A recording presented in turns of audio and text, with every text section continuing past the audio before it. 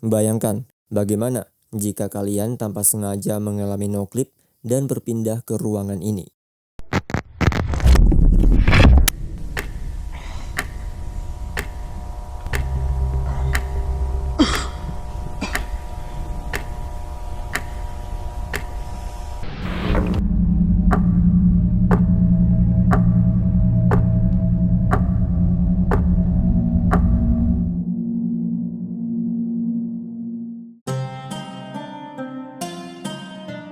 Sebuah channel YouTube bernama Ken Pixel menjadikan The Backroom yang tadinya hanya sebuah gambar menjadi sesuatu yang sangat nyata.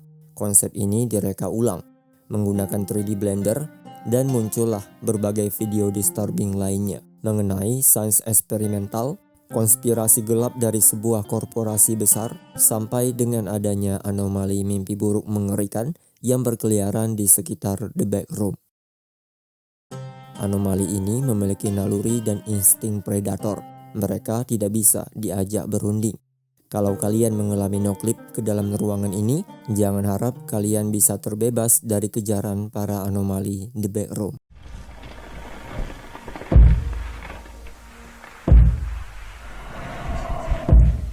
Halo semuanya, ini adalah rangkuman seluruh video cerita The Backroom. Pada video kali ini, kita akan membahas timeline cerita dan teori kelam The Backroom. And welcome di File Keju.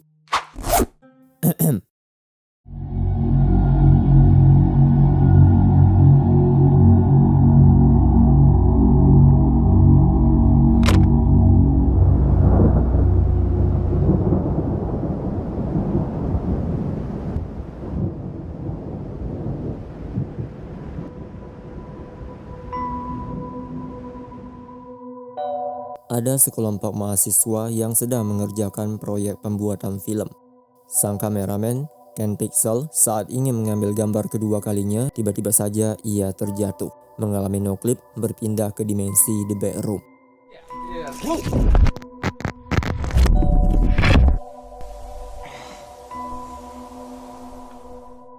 Ken berjalan ke sana-sini tanpa tujuan, tapi bukannya menemukan jalan keluar, sebaliknya. Ken merasakan ada sesuatu yang selalu mengintai dirinya di balik bayang-bayang.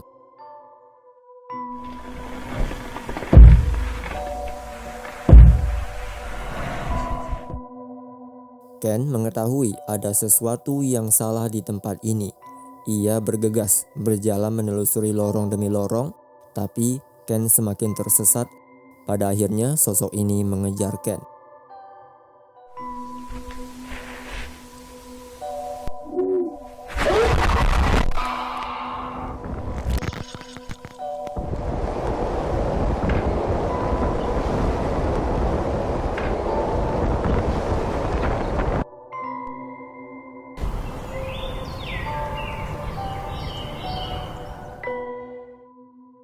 Lalu kalau kita perhatikan, pada bagian deskripsi dijelaskan video fan footage diunggah pada tanggal 23 September 1996. Tapi Ken mengalami noclip pada 8 Juli 1991. Ini menjelaskan saat masuk ke dalam dunia The Backroom, Ken kembali ke dunia nyata melompat maju ke masa depan. Tapi ini masih menjadi sebuah misteri.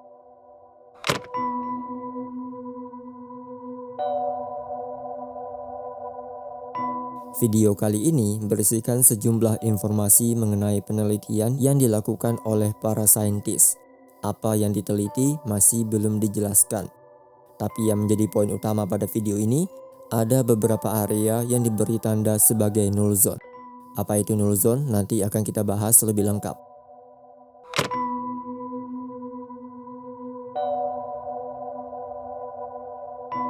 (2 Juli 1988). Tampaknya para saintis telah mengembangkan mesin threshold. Performa mesin threshold kali ini sangat berbeda dengan prototipe generasi sebelumnya. Prototipe versi pertama dijelaskan mengalami malfungsi. Prototipe kedua juga mengalami kegagalan.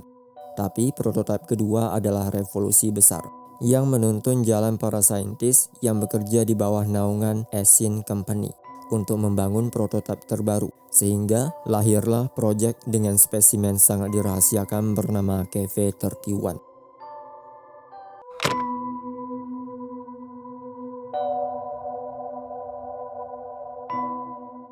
17 Oktober 1989. Akhirnya, Essien Company berhasil mengembangkan proyek KV-31. Ini adalah pengujian ke-6 kalinya setelah mereka mengalami fatal system pada threshold. Mesin berhasil dijalankan. Dan yang lebih mengerikannya lagi, Essien Company telah membuat sejarah manusia berubah. Mereka berhasil menghubungkan mesin threshold untuk menarik null zone ke dalam markas Essien Company.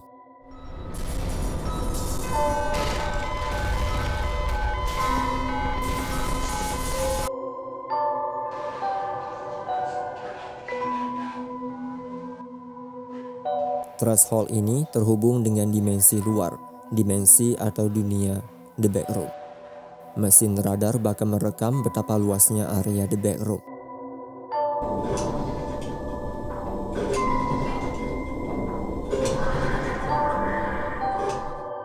Di saat yang sama, sebuah gempa bumi berkekuatan 6,9 magnitudo menghantam wilayah San Andreas dan sekitar kawasan California, mengakibatkan ratusan jiwa manusia cedera dan menewaskan 63 manusia tidak berdosa.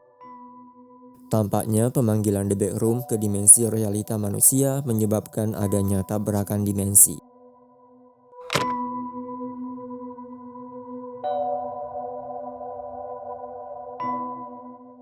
Essien Company berhasil membuka gerbang menuju The Backroom. Kemudian mereka mengutus beberapa personil untuk masuk ke dalam ruangan. Tugas para personil adalah memeriksa dan memetakan seberapa dalam ruangan The Backroom. Essien Company tidak menyadari adanya sesuatu yang sangat berbahaya telah menanti mereka di depan sana. This wasn't in the last report. No, this is definitely new. Selama melakukan eksplorasi pun, para personil dikejutkan dengan penemuan jasad seorang pria tanpa identitas. Jasad ini segera dibawa ke dalam lab Essien Company.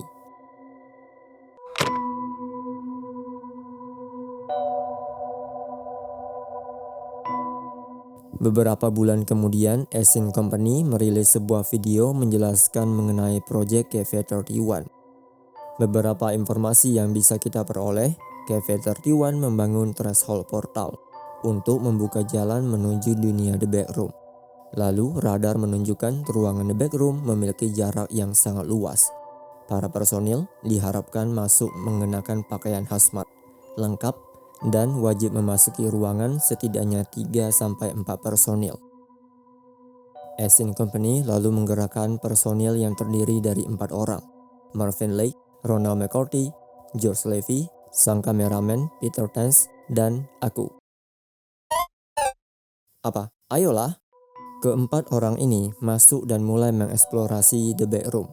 Misi kali ini adalah memeriksa area The Backroom sambil mempetakan area baru dan diberi kode room 11A, room 11B, dan seterusnya. Awalnya memang tidak ada yang aneh, tapi sang kameramen Peter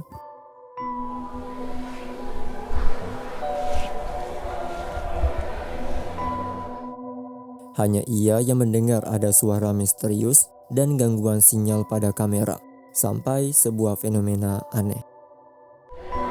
Hey! Peter mengalami no clip. Peter tidak tahu apa yang baru saja ia alami. Baginya ini adalah fenomena menyeramkan.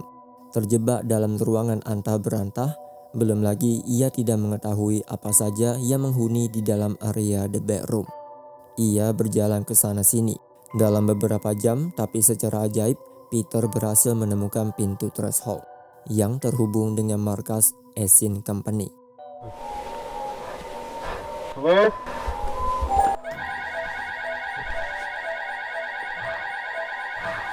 Alarm tiba-tiba saja bersuara, seolah-olah Peter adalah anomali yang baru saja muncul.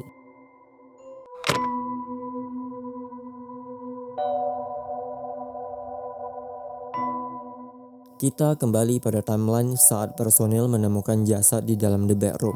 2 hari kemudian, jasad tidak dikenal Jane Doe dibawa menuju laboratorium Essien Company.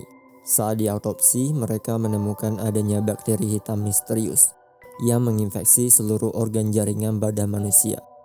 Temuan paling menarik adalah setiap jamur hitam rupanya tidak berusaha memakan jasad misterius ini, melainkan ia menghambat pembusukan pada jasad Jane Doe.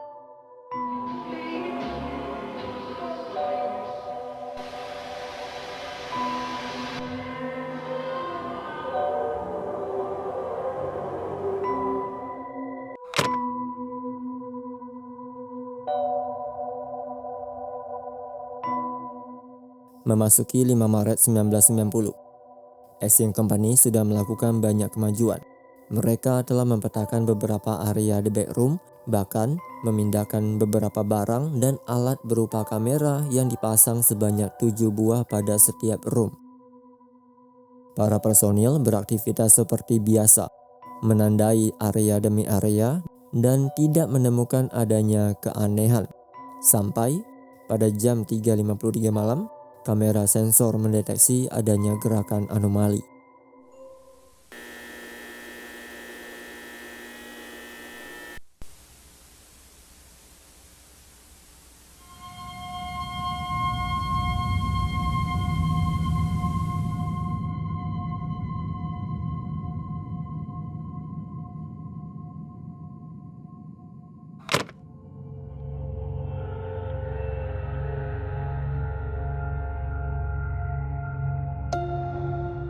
Mei 1990, Asian Company lagi-lagi mengirim personil ke dalam the back room. Tujuannya masih sama seperti sebelumnya, mengeksplorasi area baru pada the back room. Kali ini personil terdiri dari Mark Bloom, George Levy, Kim, dan Marvin Lake sebagai kameramen untuk menggantikan posisi Peter yang telah menghilang. Eksplorasi berjalan dengan lancar, tapi saat Marvin Lake akan melewati jalan berlubang, tiba-tiba saja ia terjatuh. Walking on normal ground. There's no even there.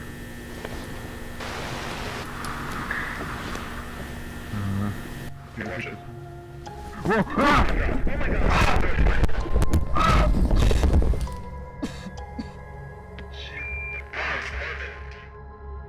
Marvin tidak mengalami cedera. Ia bahkan bisa berkomunikasi dengan rekannya. Masalahnya, ia mendengar ada suara teriakan manusia. What was that? I don't know. Marvin beranggapan ada seseorang yang terjebak di dalam area the back room. Atau mungkin saja itu adalah Peter. Walau sudah diperingati oleh Mark, ia mengambil langkah sepihak untuk mencari sumber suara.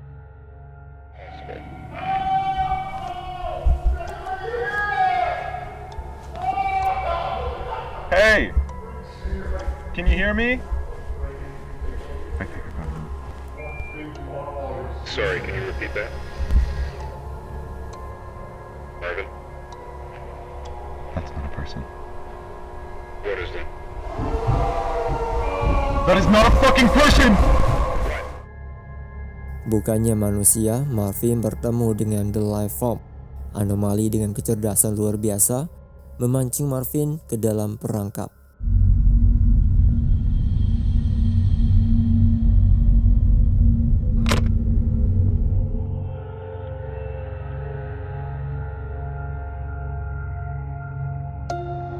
Dua hari berikutnya, Asian Company melakukan pertemuan dengan para anggota US Amerika dan mempresentasikan sebuah rencana yang disebut sebagai A-Space. Tujuan Asian Company adalah mendapatkan dukungan penuh dari pihak otoritas US dan memanfaatkan proyek KV-31 untuk dikembangkan lebih jauh.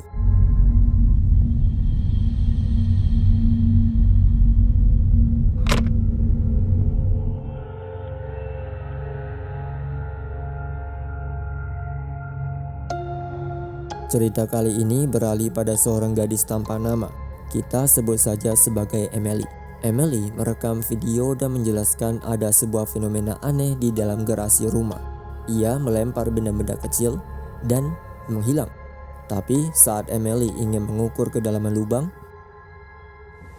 I feel it's like vibrating.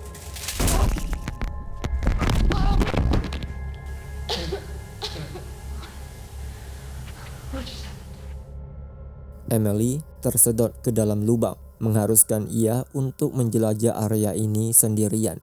Yang lebih mengerikannya lagi, Emily bahkan bertemu dengan anomali The Life Form.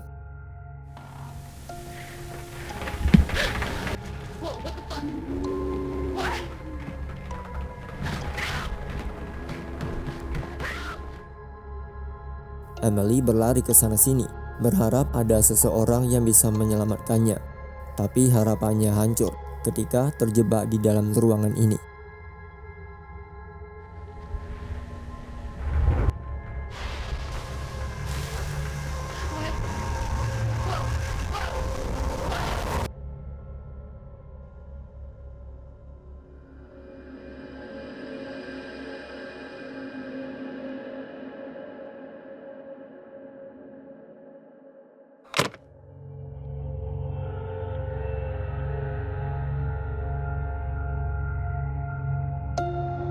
...25 Mei 1990, Esin Company telah bekerja sama dengan US dan Department of Energy.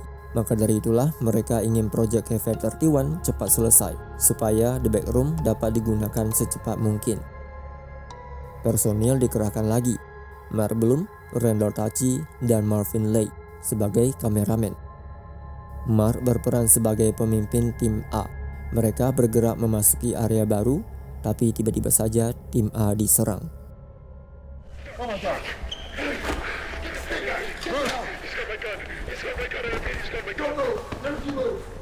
Okay. Down the hall, how many people are up here? I don't know. Peter? Oh shit. Marv?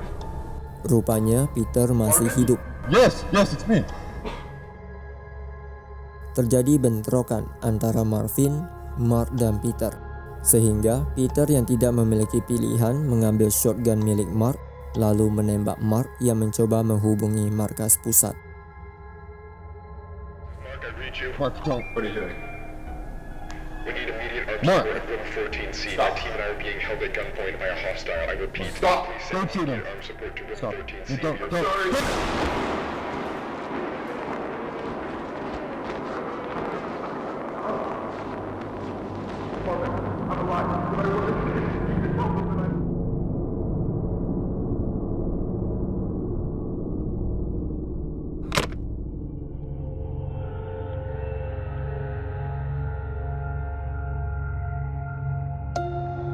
Kids, it's much of the next guy, but right after that, one of them basically admitted to fault.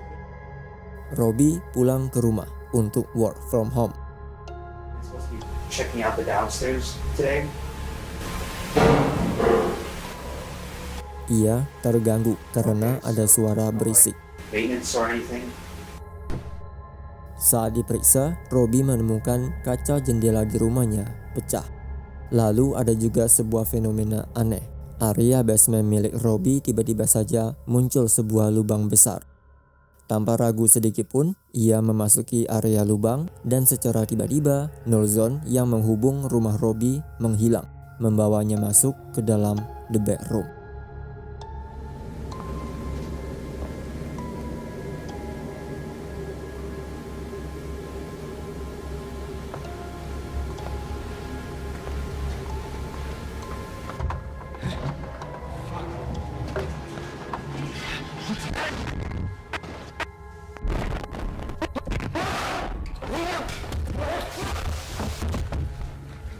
Kan apa aku bilang?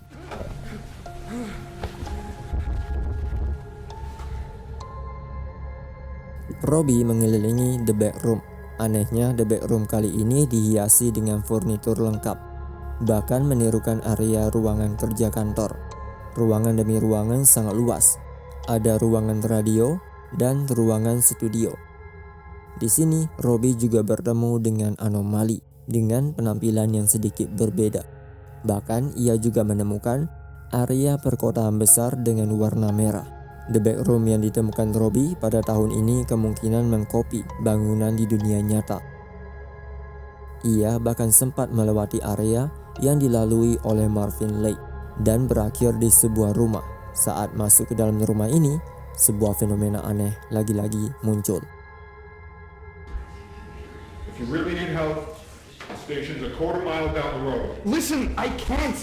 I've been walking for like 9 fucking hours, man. Where the hell are we? I can't even see you. Robbie bisa berinteraksi dengan manusia lain yang berbicara melalui tembok. Masalahnya, pria yang berinteraksi dengan Robbie menjelaskan suara Robbie ternyata berasal dari tembok rumahnya. Dan saat ia mencoba untuk membantu Robbie keluar, tiba-tiba saja pria ini terhisap ke dalam the backroom dan menghilang. Cerita diakhiri dengan Robbie yang merekam dirinya hampir kehilangan harapan dan sangat ingin kembali ke dunia nyata.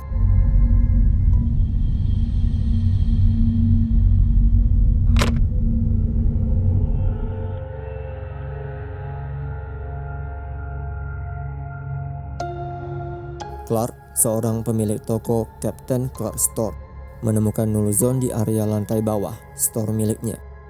Clark menceritakan hasil temuannya pada seorang terapis bernama Mary. Tapi hasil investigasi Clark berujung dengan kesialan. Null Zone yang ia masuki tiba-tiba saja terputus dari dunia nyata, sehingga ia terjebak.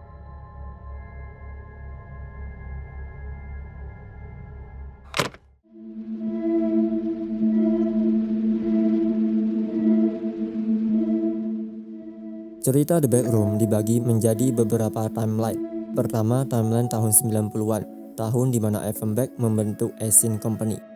Timeline berikutnya adalah cerita mengenai sosok gadis tanpa nama yang kita beri nama sebagai Emily.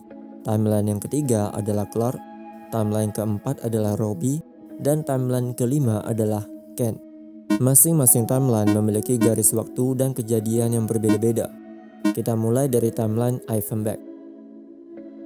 16 Juli 1931, lahirlah seorang anak laki-laki bernama Ivan Beck dari pasangan muda Doris dan Antonin Beck di Karlovy Vary, Cekoslovakia. Ivan Beck tidak berbeda dengan anak lainnya. Ia pergi bersekolah, bermain, dan pulang ke rumah. Ia mengulangi siklus ini hingga beranjak dewasa. Tapi saat memasuki usia dewasanya, Ivan Beck menemukan sesuatu yang sangat mengerikan yang melibatkan pada penelitian elektromagnetik.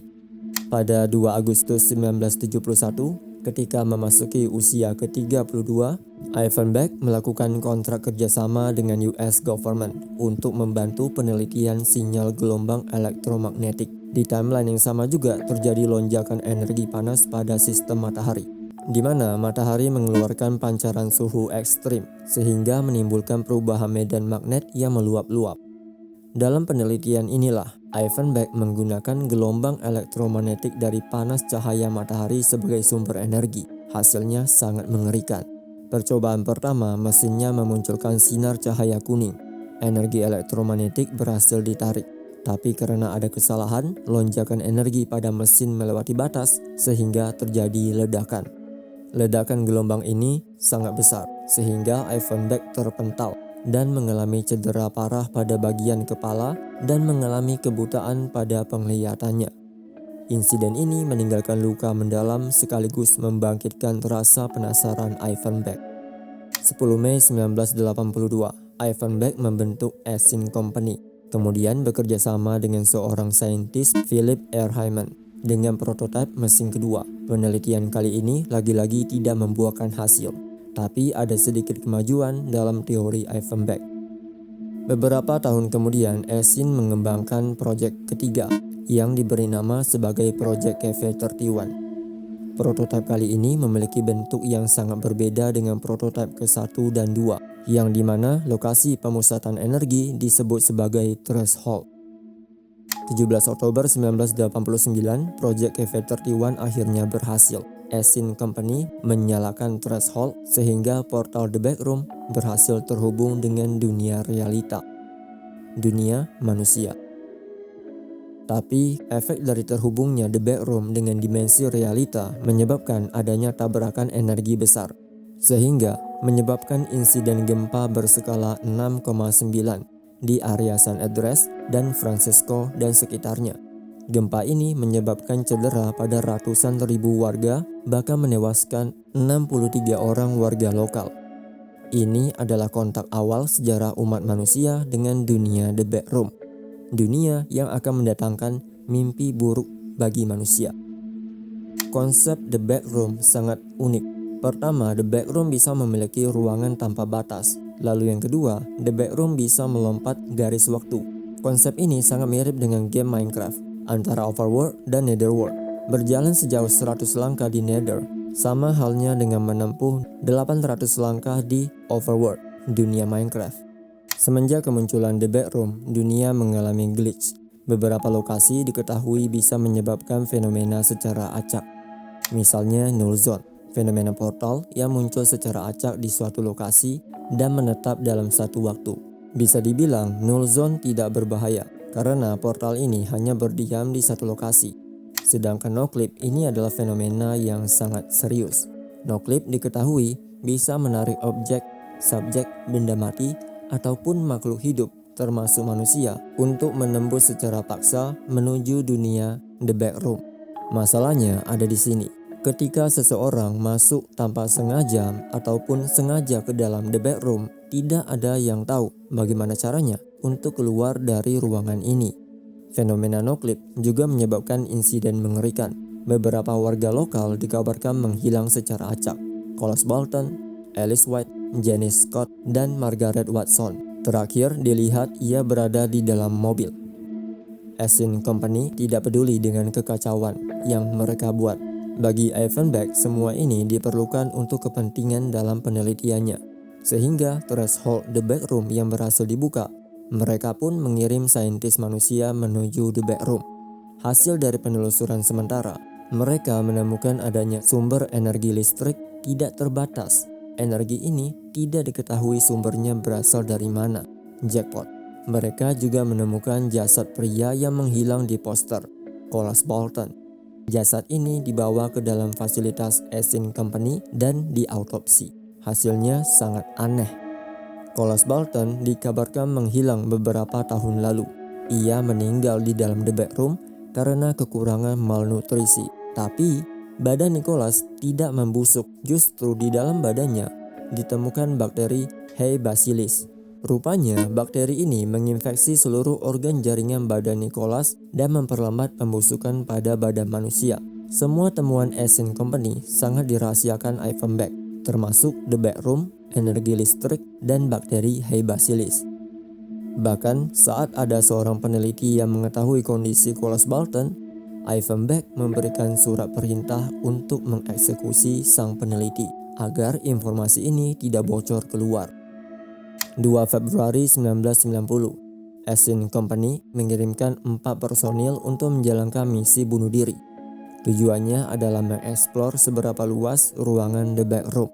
Keempat manusia ini, Marvin Lake, Ronald McCarthy, George Levy, dan sang kameramen Peter Tenz, dan aku. Ayolah, mereka menjalankan misi tanpa mengetahui apa yang bisa mereka temukan dan apa yang bisa mereka alami di dalam ruangan mengerikan ini. Benar saja, saat memulai eksplorasi, salah satu rekannya, Peter Tenz, berbicara kalau ada gangguan aneh pada sinyal kamera. Lalu tiba-tiba saja ia mengalami noclip di dalam The Backroom. Peter menghilang. Ketiga rekannya kembali ke Esin dan melaporkan kejadian ini. Pencarian memakan waktu selama seminggu, tapi jejak Peter tidak dapat ditemukan sama sekali. Esin Company tidak mau penelitiannya Project Cavator 1 bocor, sehingga mereka memalsukan kematian Peter sebagai kecelakaan mobil yang berlokasi di Sacramento, California. Supaya kejadian ini tidak terulang, mereka mengakalinya dengan memberi tanda garis cross line setiap berhasil memasuki wilayah baru The Backroom. Mereka juga meletakkan keamanan ekstra dengan memasang 7 buah kamera. Setiap ruangan yang dipetakan berisikan kamera dengan sensor untuk mendeteksi adanya gerakan apabila ada anomali tidak diketahui muncul. Tepat pada jam 3.53 malam, mereka menangkap adanya gerakan anomali untuk pertama kalinya. Anomali ini diberi nama sebagai The Life Form. The Life Form adalah anomali berbentuk bakteri H. bacillus yang bermutasi dan membentuk badan fisik.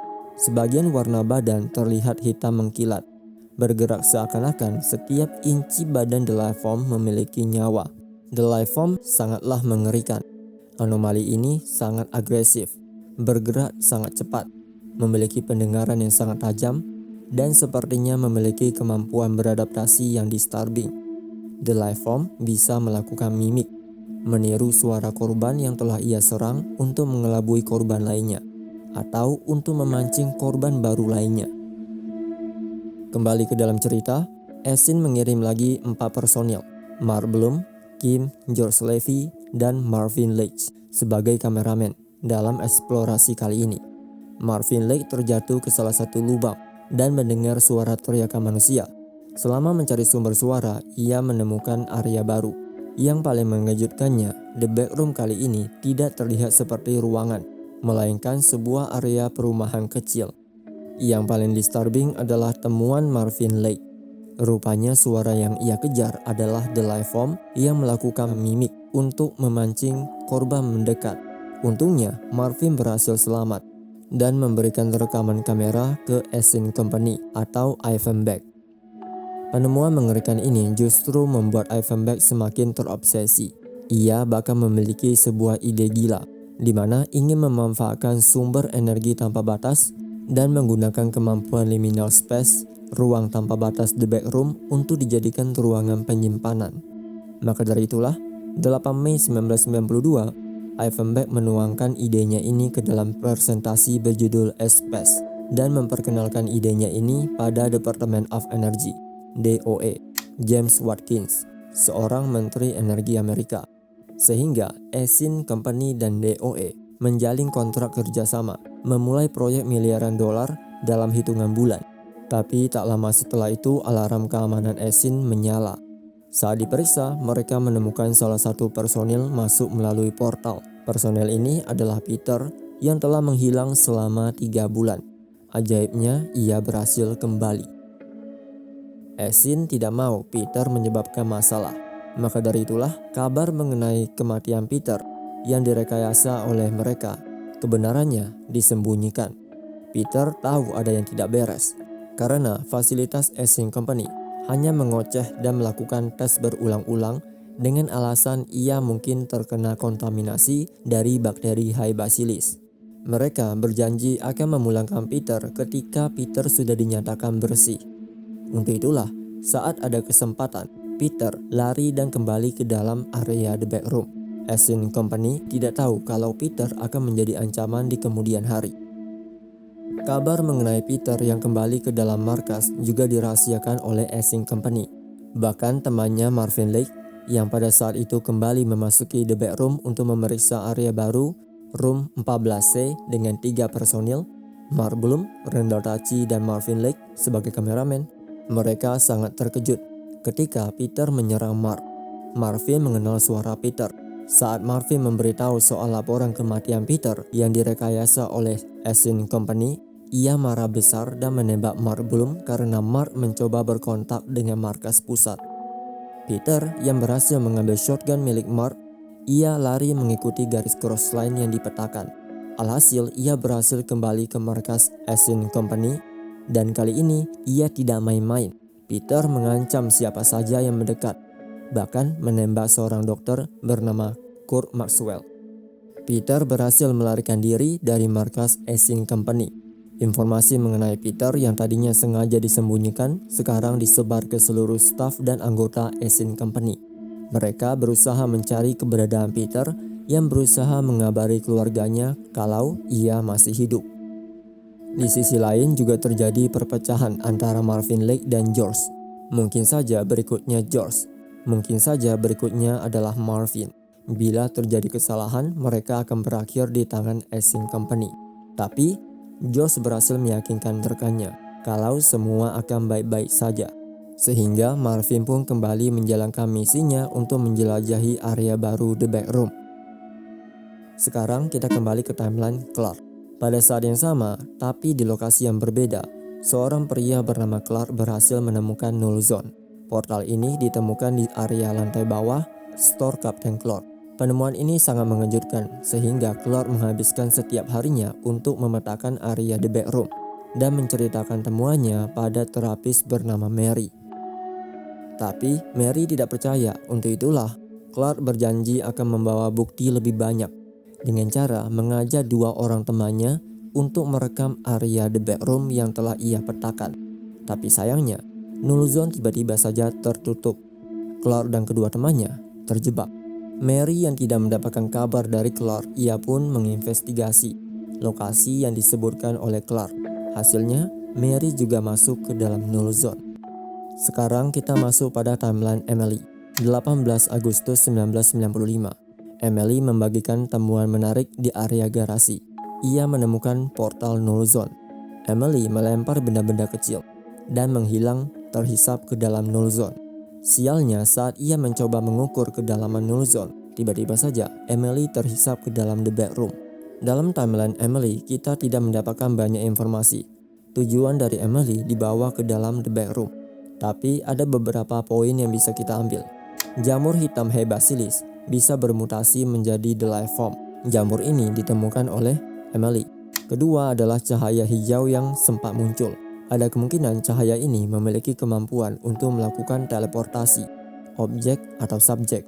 Teori ini didukung dari video overflow saat Ivan Beck pertama kali gagal dalam penelitiannya dan menyebabkan ledakan besar.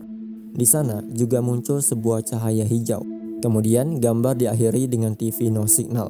Kemungkinan orang yang berada di depan televisi ini adalah Ivan Beck yang sedang mengintai siapa saja yang telah masuk ke dalam area the backroom. Kita bisa melihat beberapa cuplikan video Ivan Beck selalu memantau melalui kamera CCTV. Timeline berpindah pada Ken. 23 September 1996. Sekelompok mahasiswa sedang melakukan syuting film. Sang kameramen, Ken, tanpa sengaja mengalami no-clip dan jatuh ke dalam the backroom. Selama berjalan ke sana-sini mencari jalan untuk keluar, ia menyadari adanya anomali life form yang mengintai. Anomali ini seakan-akan bermain dengan Ken. Sampai pada puncaknya, ia mengejar Ken dan mendorongnya jatuh. Di luar dugaan, saat Ken jatuh, ia tidak jatuh ke dalam the backroom, tapi berhasil keluar ke dunia realita. Yang menjadi masalahnya, lokasi Ken terjatuh. Ia terbang bebas di udara dan meninggal karena dihantam ketinggian. Cerita berpindah pada timeline seorang pria bernama Robbie. Kasus Robbie bisa dibilang unik. Ia tanpa sengaja memasuki the backroom pada tahun 2007 dan bisa melompat menuju tahun 2009. Sekarang kita perhatikan pada tahun 1990. Essing Company yang dipimpin Ivan Beck ingin membangun perusahaan besar dengan tujuan mendapatkan profit berskala besar. Ada kemungkinan tahun 2009, the backroom yang dimasuki oleh Robbie adalah gambaran kondisi the backroom yang digunakan oleh Essing Company. Mereka bisa menggunakan the backroom untuk memfasilitasi tempat kerja manusia. Walaupun ini hanya teori, kita bisa melihat ada banyak sekali ruangan yang berisikan meja kerja kantor, ruangan gudang, bahkan yang paling menarik adalah bangunan gedung berukuran besar. Juga dapat ditemukan pada cerita Robbie. The backroom yang ditemukan Robbie adalah kondisi masa depan Essing Company. Tapi kalau teori ini benar, kemana seluruh staf Essing Company? Apakah mereka berubah menjadi the life form? Berhubung the life form kali ini memiliki bentuk yang sangat presisi dengan bentuk manusia.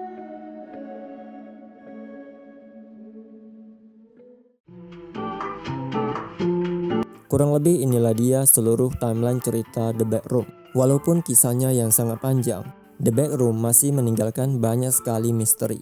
Misalnya warna pada setiap ruangan cahaya merah, ruangan cahaya kuning, dan cahaya hijau.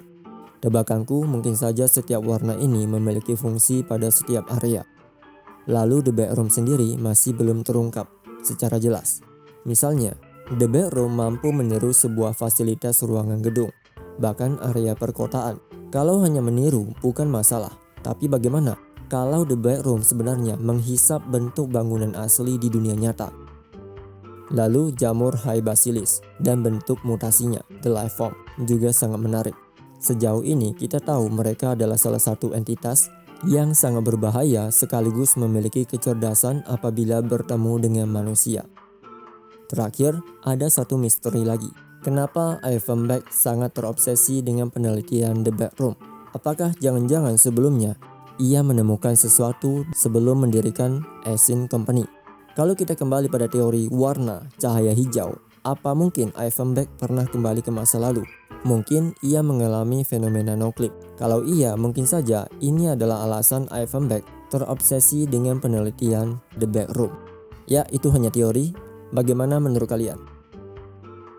Terima kasih yang sudah menonton video ini. Sekarang aku izin pamit dulu untuk memeriksa area rumah. Siapa tahu di sini ada null zone. Bye bye.